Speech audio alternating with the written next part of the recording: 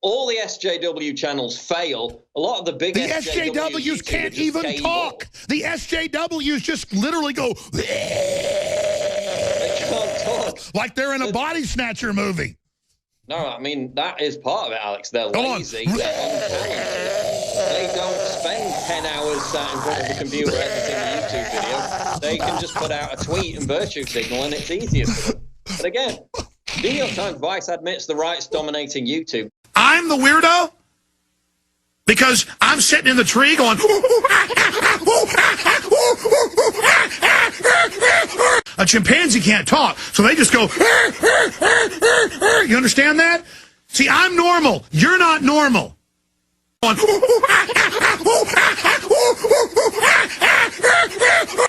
I the weirdo or are you the weirdo? Whose head's screwed on straight? Mine or yours? Let me assure you that this is not what you probably think it is. Bear with me for the duration of this video. You may feel uncomfortable, but I assure you that there is a point to this video zoomed up on my groin region. I will explain that in a second. Today's video is about this. No, not my balls, but this. My white legs. No, not my white legs.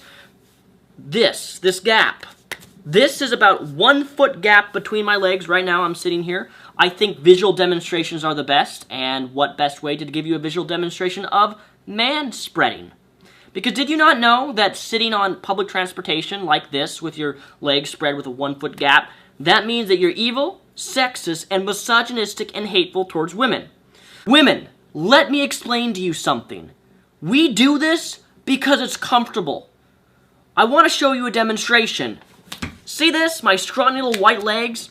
For example, if I sit like this for 30 minutes, this is already within 5 seconds uncomfortable. I have skinny, scrawny, white, pale legs, and already this is uncomfortable. Imagine someone who was a little bit bigger than me, who had bigger thighs. It would be even more uncomfortable. Already, my balls right here are being smashed together. And as you well know, our balls are the most sensitive part of our body. A little tap, a slap, a kick will make us fall into the ground in pain. So naturally, because it's such a sensitive region, because we have skin hanging off of our body, for why God allowed this to happen, I don't know, and we sit with a foot gap between our legs, is done out of comfortability and for our groin area and region. That's why it's done, because we start to sweat, because it's uncomfortable, because we get sweaty in the thighs. Our balls smushed together hurts.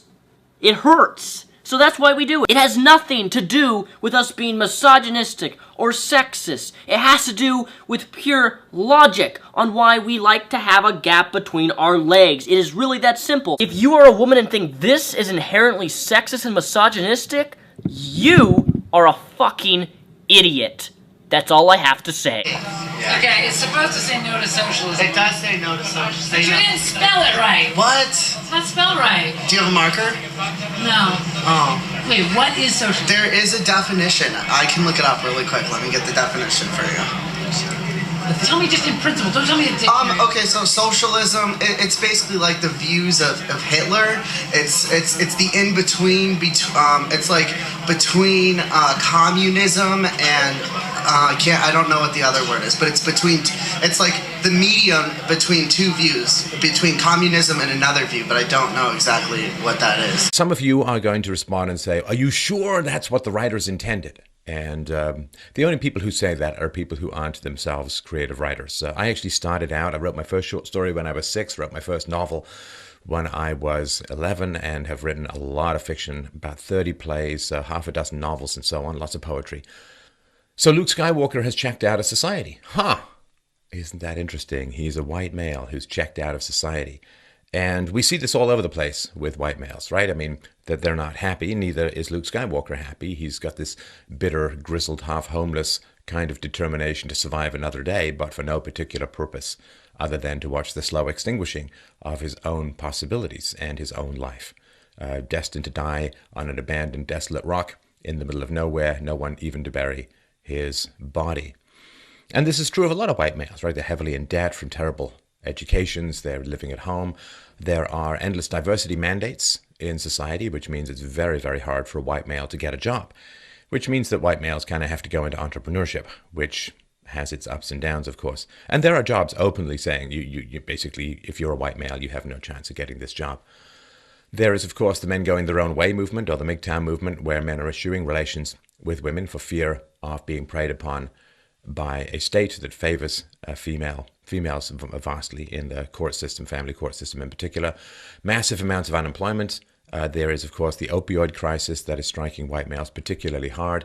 And white males, for the first time in centuries, are seeing, and this is true of whites as a whole, are seeing the life expectancy decline. The original the Obi-Wan Kenobi character did die out, but first of all sort of lived on and became more powerful, but he had the next generation. Whereas Luke Skywalker is dying out and there is no next generation. And that, of course, is the boomers, followed by the kids who aren't having children, the demographic decline among the whites that is happening in Europe and in North America.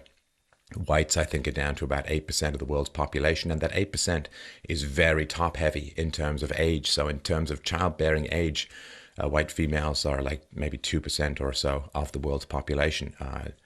There is danger of, a quasi-extinction event in the not-too-distant future. It's sort of similar to what's going on in Japan, but with diversity and fewer robots. So there is no continuing of the line. And this destruction of the history that is occurring in the new Star Wars movie, Kylo Ren actually says it. You have to break with the past, kill it if you have to. And that happens. Luke Skywalker takes the most powerful symbol of the Jedi, just tosses it over his shoulder. And that is happening, of course, a lot. The whites are not allowed to have a history to be proud of, not allowed to have in-group preferences.